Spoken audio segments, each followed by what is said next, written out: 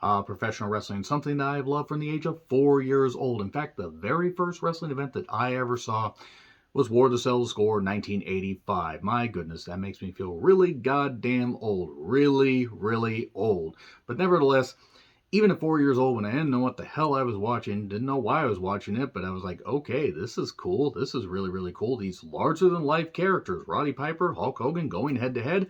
I don't know who these guys are, but I want to see more. And that event bled into WrestleMania 1. And from there, my love of pro wrestling has continued to grow and grow and grow. And it doesn't matter if it's the big companies, the smaller companies, it doesn't matter. I love professional wrestling, even though it has burned me multiple times. It's burned many fans multiple times. When it's done right, again, from the big companies to the independent companies, when it's done right, it's so enthralling, captivating, enchanting.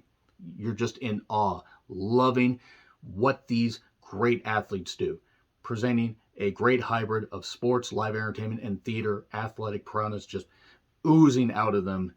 It's amazing. Pro wrestling is and always will be amazing, no matter what avenue you choose when it comes to viewing professional wrestling, no matter what company. There's something out there that everybody can enjoy. But I'm here to talk about one particular independent company that started locally and gained quite a bit of attention, and unfortunately is shutting its doors. And I'm here to share my memories of that particular brand. So, with that being said, I'm John Rethlin with my real honest thoughts on local independent wrestling with a cause. Yes, the promotion's actually called Without a Cause, but as a fan, I could tell that I was witnessing something special from the moment that I went to their first show. And from there, even though I haven't been able to attend every single show that they've done, every time I've gone there, I felt included, welcomed, and I've always loved the fact that the wrestlers are accessible, fans are always really, really cool. And of course, no promotion is absolutely perfect, but every time there were any unruly fans, they were dealt with accordingly. Without a Cause is a top-notch promotion. And I want to quickly shout out the people, the people that helped put it together initially: Max, Dave, and Chris. Max Z, Dave Turner, Chris Ross. And I don't know if any of them are going to watch this because as I'm recording, their final show is today. And unfortunately, due to a few reasons, particularly scheduling conflicts, I won't be able to attend. But the reason I want to do this video and share some memories is because this is a big deal.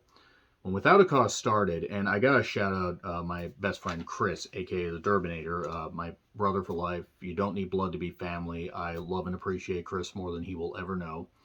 And I value and love the fact that we continue to be friends to this very day. He's a great guy and also a passionate wrestling fan. He had told me about, they're doing a promotion in Everett, because we had gone to some shows in Seattle for Defy Northwest, which were great, don't get me wrong, but for anybody that knows anything about geography, driving to Seattle is not exactly easy.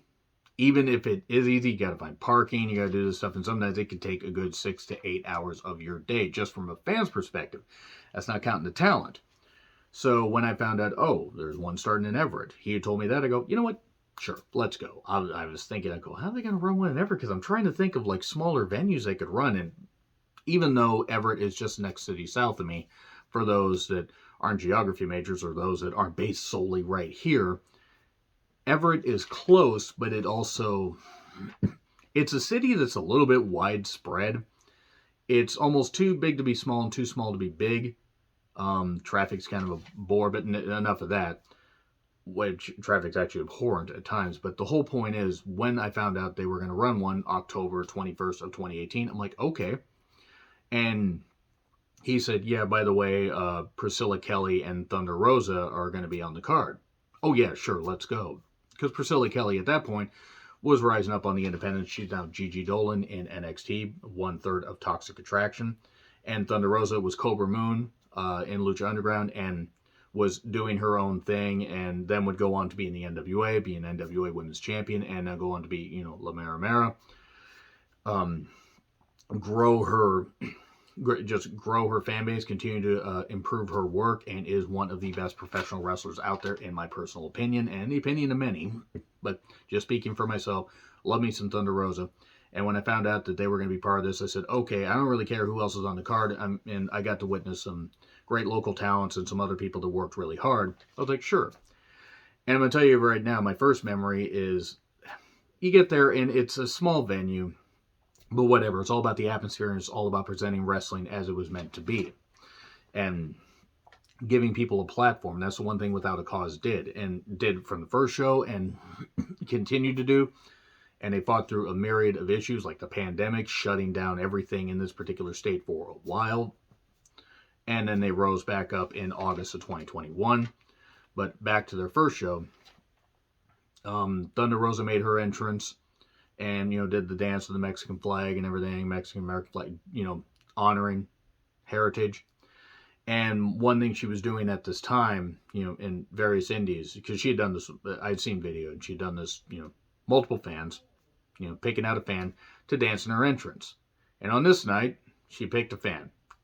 And you're listening to him talk, because she picked me out of the front row, which surprised me, because people probably could gather this, but I'm not a very good dancer. In fact, I'm a terrible dancer, but I was like, okay, I'm not letting this opportunity slip away. Sure, okay, there we go, and it was great, respectful, and it was just great to be that close to a star and somebody that has really become a star since.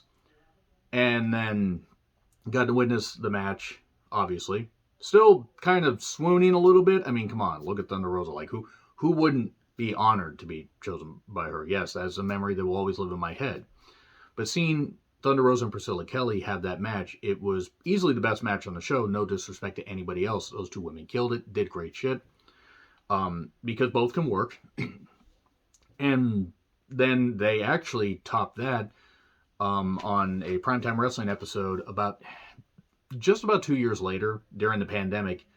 And I believe, it was Primetime Wrestling. It was in LA, and they just absolutely killed it. It was great stuff. One of my favorite matches of 2020. And if I had thought about doing, matches of 2018, I really should have included that. But that was a great match, and I got to meet both of them during the intermission. Priscilla Kelly couldn't have been nicer. Thunder Rosa absolutely couldn't have been nicer. And actually, that's one of the 3 shirts that I have of hers, and I actually bought that from her. And I always tried to give a little extra whenever I had merch money, because, maybe an extra $10 doesn't mean that much to some people, but you know what? Why, if they're giving a deal on shirts and everything, it's fine. I always try to do that. And from there, my love of independent wrestling was growing, because yes, Chris, aka the Durbinator, had gone to the Seattle shows, but we wanted to go to more Without a Cause shows. And actually, we went to quite a few. That was the only show. We didn't go to the November show the following month. And part of the reason was at that time we were growing the channel that you're watching on. And whenever the shows conflicted with WWE pay-per-views before they were premium live events, we wanted to support independent wrestling, but we also wanted to grow the channel. So we had to pick and choose our spots. But then we went to the January, February, March, and April events of 2019. And then more scheduling conflicts, but we still went to Seattle shows.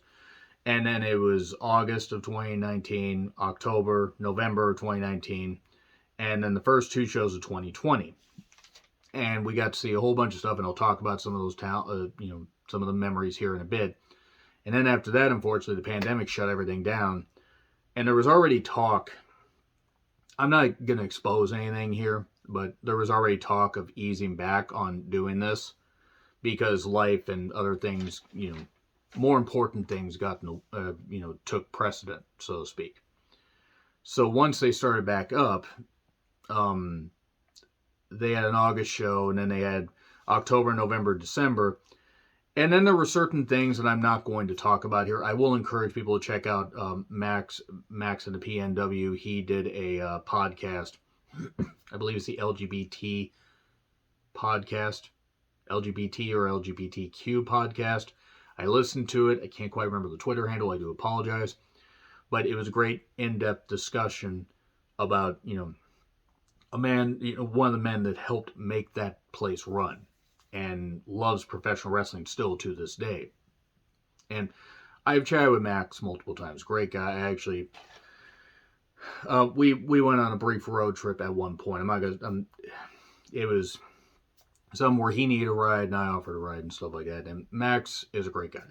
Great guy. I'm proud to say, that he's somebody that I consider at least a, maybe not an associate, but an acquaintance, I guess would be it. I do consider him at least, a social media friend. And he's a great guy. Great guy. And him, Dave, and Chris helped make this place run. And just from a fan's perspective, I could tell that Without a Cause was a top-notch promotion. Whatever may have been happening behind the scenes, whatever changes may have been having to do, they always made the fans feel welcome, especially the LGBTQ community. And they did an event just a few months ago called Cascadia that was, LGBTQ influence, that had a lot of, they had a lot of LGBTQ, talents on the show, and people, were a certain project. I believe it was a Trevor Project and others, helped sponsor it. And there were, it was great to have an inclusive event, and it was great stuff. And actually, I got to meet Paulo Del Mar there, who's on NWA. Great talent, super nice. Couldn't have been nicer. Great. And took a hell of a bump through a door. Ouch. Oh, that was something. That was something. But the sad thing is I wasn't able to attend as many events as I wanted for the aforementioned reasons, like, scheduling conflicts and just life and work. And sometimes it was work. Sometimes I had to miss out due to work, like I'm having to miss their last event due to work, unfortunately. But I attended 16 of their events. I wish I could have attended more, sure. But, I attended more of their events, and I ended up attending to 5 since January of 2020 because A, Everett was closer, and B, I felt more welcome there. And that's one thing that I do want to shout also before I get back into the memories. I want to shout out the various fans that I've interacted with. And this is no disrespect to anybody that I've interacted with, but Roxy, you're great. Can't wait to hang out with you again. We're going to be going, knock on wood, even though I don't have an ankle made of wood. We've gone to various shows. And it was great to go to New Japan taping earlier this year. She's great to interact with. Great sense of humor. Great, passionate wrestling fan. Same with Wrestle Alex on Twitter. Alex, you're awesome. You keep being you. And keep working hard like only you can. And same with Collins. Look, Collins, you're great. Love chatting with you. Keep being you. Keep being outspoken. And I mean that with respect, because you brought awareness to a lot of issues that have gone on in the Pacific Northwest wrestling scene, stuff that you're passionate about. Producer Rob, you've been awesome as well. I know it sounds repetitive. Keep being you. Look, my DMs are always open to any wrestling fans that have gone to wax shows. As long as either you follow me or I follow you or whatever, if you can DM me, my DMs are always open. And I've interacted with so many cool people and so many good chats. It's just an inclusivity. There's an inclusivity about that I really, really appreciate. And that's just what I've liked about Without a Cause. And it's not that Defy doesn't have that, but it's just Without a Cause feels more like a home-based promotion. And that Thunder Rosa Priscilla Kelly match still sticks out in my mind. Other matches that stick out. Chris Bay versus Alexander Hammerstone. I mean, on paper, you weren't sure. You might look and be like, that shouldn't work. Oh, no, it worked. Because Chris Bay was a tremendous world champion, Without a Cause world champion. Or Without a Cause champion. Of course, if they ever said WAC championship, of course I'd laugh because I'm immature. 4 minutes of heat, now they're the Midnight Heat. Against the Strays. People there local know that. And they just... those are some great matches. They were knockdown, drag-out matches in some cases, but they were great tag team matches. And 4 minutes of heat are just a great throwback tag team, and I mean that with respect. Like Rock and Roll Midnight, a hybrid. Rosa versus Kelly, as I mentioned. Chris Bay versus Jeff Cobb. Jeff Cobb being a surprise appearance at the last WAC show before the pandemic hit. And I had actually met Jeff Cobb at another show, a Defy show in 2018. And he's great. He's great. Super nice guy. Talented as hell. The fact that he can move as well as he does for his size, it's incredible. Chris Bay versus Ethan HD. Got to put it in all caps. Ethan's great. And Jet Knight, who is now Kevin Knight. He's teaming with Kushida on the current, I believe, the New Japan Super Junior Tag League Tour. Petey Williams versus Nick fucking Wayne, who is a great talent. And Maxie Impaler making a couple of appearances. There were other countless matches and stuff that I can't. I have so many albums.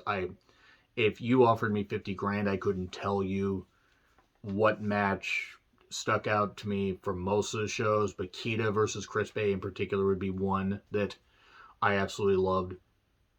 In fact, I think they ended up having two matches. If I remember right, they ended up having a rematch where Kita finally won.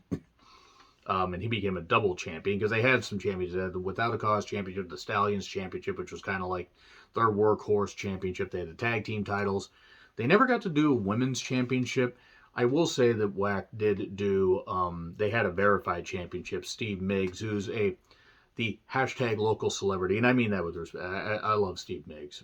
Great guy. Does radio for 99.9 KSW, based out of Seattle.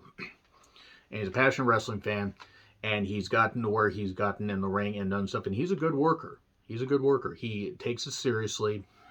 He works hard. Even had a match with Danhausen. Yes, Danhausen, believe it or not, for the main event of one of the shows. I'm trying to remember which one it was. I can't remember which one. It was one of the 2021 shows.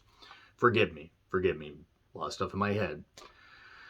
But they rose in momentum like after that first show. There were stumbling blocks, but they got to a better venue when they got to Under the Neon Lights, as we call it. Because the original venue, don't misunderstand me, wasn't bad, but it was very stripped down, and once you got Under the Neon Lights, it had a cool look to it. It had a lot of color, a lot of pizzazz, even though the venue was small and they could only seat a couple hundred people if they sold every single ticket. It was still loud and it was still passionate, and you still got to see some great wrestling.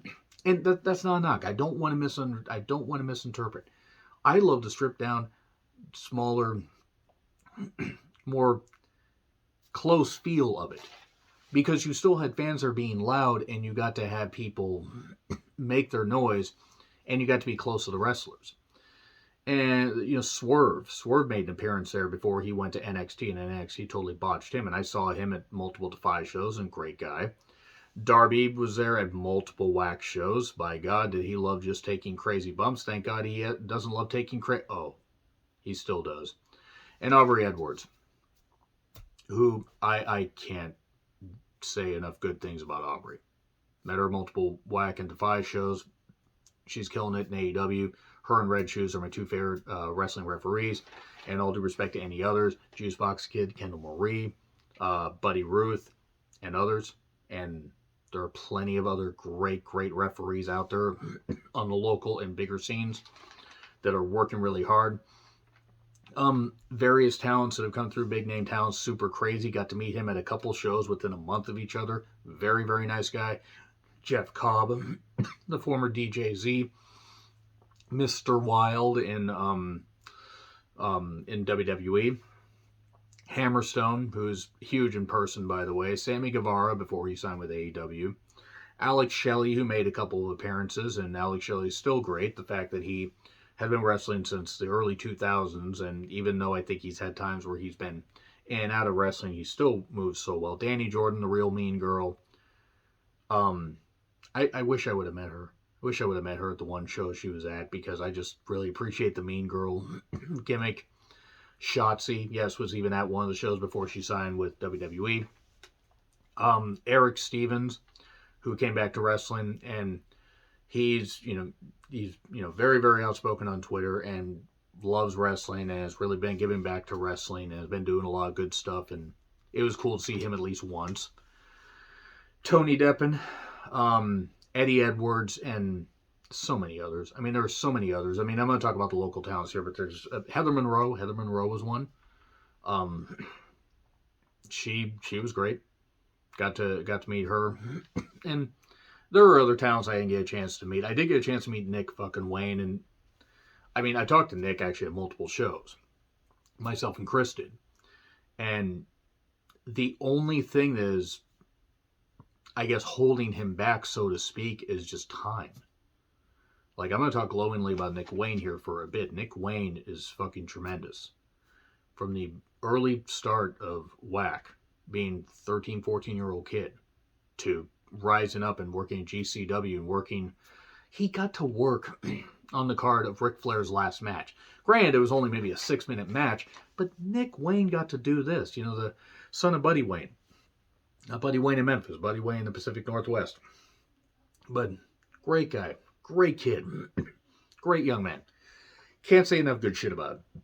So down to earth, despite the fact he's a high flyer. But no, Nick Wayne's goddamn awesome. I was happy I was able to finally get a selfie with him at the last show, because even though I talked a bunch, I realized, I go, Nick, we ever got? He's like, no, I don't think we have. Okay, because I was just thinking in my head. But Nick's great. Got to team with Ultimo Dragon recently on a Defy show, and I'm so thrilled for his success. He's definitely one of the good to great ones, and I mean as far as people, and his talent is going to take him very, very far. Pitfall Jones back here. Yes, the indie wrestler. Yes, an Indiana Jones pun. He's great. He's absolutely great. I love Pitfall. I was finally able to get one of those shirts. Funny story. Because he wrestled locally, he would always have some sizes, but would never have the size. I prefer double X just in case they happen to shrink in the wash. And finally had that, and I had to give extra. I always, again, try to give back. I'm a nobody. I'm just a fan. They're the ones taking the bumps out there. When I met Taya Valkyrie at a Defy show, I handed the last little bit, that I had for a $10 autograph, because they're the ones taking the bumps out there. It's a little extra goes a long way. And you tell people if they have a great match, because look, it's not up to me what a great match is. I just give my opinions. But there were some knockdown, drag-out fights and some brawls and some great shit going on here without a cause that always gave me such a reignition. Because when I was burned out with WWE, or burned out with some of the shit AEW was doing or whatever, even during the pandemic, I would go back and I would check out WAC's YouTube channel, and I would, and of course I stumbled across the Thunder Rosa Priscilla Kelly thing, and so, my God, my dancing is so horrible. What an honor it was to be a brief part of the entrance of one of the best wrestlers in the world, period. And I don't mean just women, I mean just best wrestlers in the world. But the people I mentioned, there's Steve Miggs, Nick fucking Wayne, can't praise both of them enough. Pitfall Jones, Chase James, who had talked about, he great talent. He had been in a car accident, I believe, if I remember right, and it was touch and go for a bit. He was really beat up, and he's come back and he's killed it in wrestling. I'm so thrilled. I'm so happy that he has a great quality of life and is able to do what he loves. And then Dave Turner. Dave, who, great guy. He actually came into my work a few times, but great guy. Stand-up individual. He looks like the type of guy, if you piss him off, like, there could be some. He's a big guy, but good guy, and really nice. Chris Ross, as I mentioned before. Travis Williams, the Golden Boy. He's appeared on some New Japan programming, I believe. 4 Minutes of Heat, as I talked about. Rebel Kell, one of the best prospects as far as women on the independent scene. 6-foot stunner for a reason, not just from looks, but just she can wow you with the leg kicks, and she has improved her work dramatically. I can definitely see bright things for Rebel Kell, because she's great. She is really, really good and has really improved a lot. The growth has been tremendous. Chris Bay, Jaden, the unbelievable Jaden, Sonico, Daniel Makabe, who's a great technical wizard. He's really, really good. Heather Monroe, as I mentioned. Kevin Knight, who's Jet Knight. Jordan Cruz, the Voros twins. The most dude bro people out there. They're just hilarious. The Strays, as I mentioned. Kita. Kita's really good. I kept wanting to say, because of how sports-based he is, I wanted to call him Sports Kita, but I didn't want to insult him. But no, Kita's really good. Titus Alexander, Liza Hall, Effie, yes, even got to see Effie at one show. Ethan HD again in all caps. Warhorse, yeah, I got to see him. Sandra. And just so many great talents have come through the doors of WAC. And I could make this an hour-long video and just talk about all the great memories. And I'm disappointed I won't be able to be at the last show. But again, life gets in the way. I have plenty of good memories of WAC, and those memories will continue to live on. And, the matches on YouTube will continue to live on. And basically, in closing, I just want to say, Chris, it was an honor to attend those shows with you. We'll attend other shows in the future, don't get me wrong. But it was a true honor because, great sharing of memories, love of wrestling, and jokes. And not insults, but just having fun. It was always a hell of a ride. Rocks and various other people that I mentioned before. But Max, you, Dave, and Chris created something truly special. And while I'm sad to see it go, this isn't goodbye, it's just see you later, so to speak. You guys obviously love wrestling. Whatever you guys do, I wish you nothing but success. I wish all the wrestlers nothing but success. And that's really what it's all about. If you love wrestling, you want to see the good talents of people that are really trying to succeed. And there are so many others that came through the doors, came through the curtains at Without a Cause that deserve recognition. And if you happen to have ever attended any Without a Cause shows, I want to know in the comments what your favorite memories are.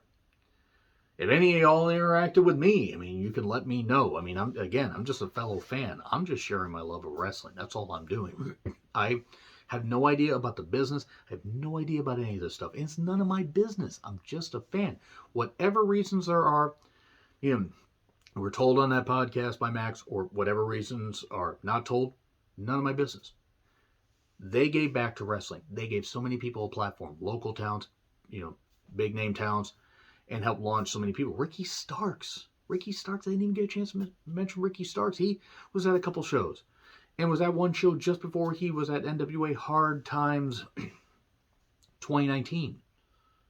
Which, Ricky Starks now is killing it in AEW. Because he's just that goddamn good. And there are just so many other people that have worked so goddamn hard. And maybe if the pandemic hadn't happened, things would have been different. Who knows? We'll never know. We'll never know because safety came first. But the thing is, the memories will continue to live on. And again, while I'm sad I can't be at the last show, I was at so many shows and had so much fun that those memories will continue to live on in memories and moments and matches. That's really what it's all about. So in closing, thank you, WAC. Thank you, WAC. I can't really do it. You can't really do a one-person thing. It wouldn't make sense. But thank you to everybody. Thank you to everybody that worked hard on the shows, all the fans, all the wrestlers. You guys made it worth it. Even if there were times I was just blindly depressed or blindly tired or out of it. Like when I went to the November show and I was in the midst of dealing with a 76-hour power outage. You guys made me forget about shit that was going on in my life for a while. And plenty of other people had way worse experiences. Way, way worse. As far as outside of the walls of professional wrestling. And WAC was able to help them feel included. Make them forget. Just about their troubles for a little while. So you may say Without a Cause. Plenty of causes that they had. And that cause is giving back to wrestling. And making sure that their memory lives on in the Pacific Northwest. So thank you, Max. Thank you, Dave. Thank you, Chris. Thank you to all involved. And let me know about any independent wrestling shows or, promotions that you've attended in the comments. Share your love of independent wrestling. And again, if you attended WAC shows, please let me know your thoughts in the comments. So, like, share, subscribe, Twitter handle in the description. I'm John Riplin. Thank you, WAC. Thank you for the memories. Thank you for the honor of letting fans attend your shows and enjoy what, your love of professional wrestling, you being able to present the way you wanted, and so much hard work. So much hard work poured into it. You guys deserve all those accolades and then some. I'm John Ritlin. Thank you, WAC. See you down the road.